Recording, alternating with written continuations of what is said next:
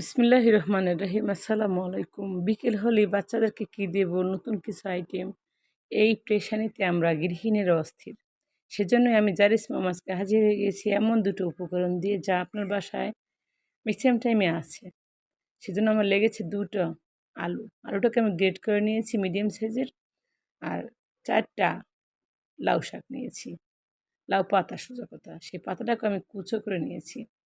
আর পেঁয়াজ কুচানো দিয়েছি ১ কাপ, ডিম দিয়েছি ১ টি, হলুদের গুঁড়ো দিয়েছি ১/২ চামচ, মরিচের গুঁড়ো দিয়েছি ১ চামচ, লবণ দিয়েছি পরিমাণ মতো, ধনিয়া পাতা কুচানো দিয়েছি ১ মুঠের মতো।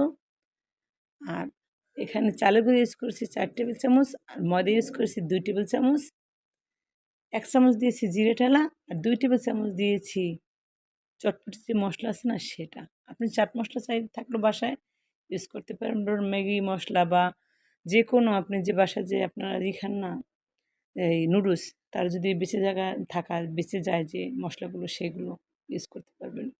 বিশেষ করে এগুলো যখন মেখেছি এত সুন্দর একটা অ্যারোমা ছড়িয়েছে, মনে হয় অর্ধেকটা খাওয়া হয়ে গেছে সেখানেই। তারপর আমি তেলে ভেজে নিয়েছি, ছোট্ট একটা চামচের সাহায্যে দিয়েছি, ৪ চামচের সাহায্যে। ছোট, ছোট করে পাকোড়াটা দিয়েছি। আর একটা কথা বলি টিপস, যখন আলুটা আপনি গ্রেট করবেন তখন আলুটাকে ধুয়ে নেবেন সুন্দরভাবে। যখন একদম স্বচ্ছ পানি এসে যাবে তখন ভাববেন আপনার আলুটা ধোয়া হয়ে গেছে। এভাবে ধুয়ে যদি আপনি আলুটা দিয়ে পাকোড়া তৈরি করেন তাহলে পাকোড়াটা হয় ক্রিপসি। বিশেষ করুন একদম মুচমুচে ছিল আমার এই পাকোড়াটি। আর খেতে সময় লেগেছে মাত্র ৩ থেকে ৪ মিনিট। এতগুলো পাকোড়া আমরা খেয়ে ফেলেছি। মনে হয় যে টপটপ, টপটপ করে খেয়ে প্লেট পরিষ্কার। আমি সবগুলো পাকোড়া আস্তে, আস্তে, আস্তে, আস্তে ভেজেছি। যখন ব্রাউন কালার হয়ে গেছে তখন তুলে নিয়েছি। আর যখন তুলে নেবেন তখন ওই পাতিলটায় বা প্লেটে একটা টিস্যু বা কাগজ বিছিয়ে নেবেন। এতে এক্সেস যে তেলটা থাকবে সেটা আর আপনার এই যে খাবারে লেগে থাকবে না। এটাই হলো সবসময় একটু টেকনিক খাটানোর মেইন। আর বাসায় অবশ্যই ট্রাই করবেন বাচ্চাদের নিয়ে। এমন একটা পুষ্টিকর খাবার, যে খাবারে সব ধরনের পুষ্টি আছে। ডিম থেকে শুরু করে ভাত।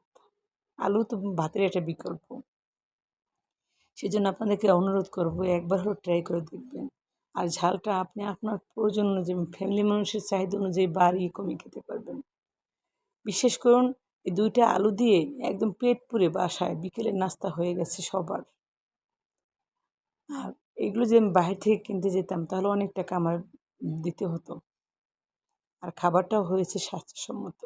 আমি সস দিয়ে খেয়েছি। এখনও যারা ভিডিওতে আমার লাইক, ফলো, সাবস্ক্রাইব কোনটি করেননি প্লিজ ফলো, লাইক, সাবস্ক্রাইব। পাশে থাকা বেল আইকনটি বাজিয়ে রাখবেন। সবার আগে পেয়ে যাবেন আমার রেসিপিগুলো আপনি। আল্লাহ হাফেজ।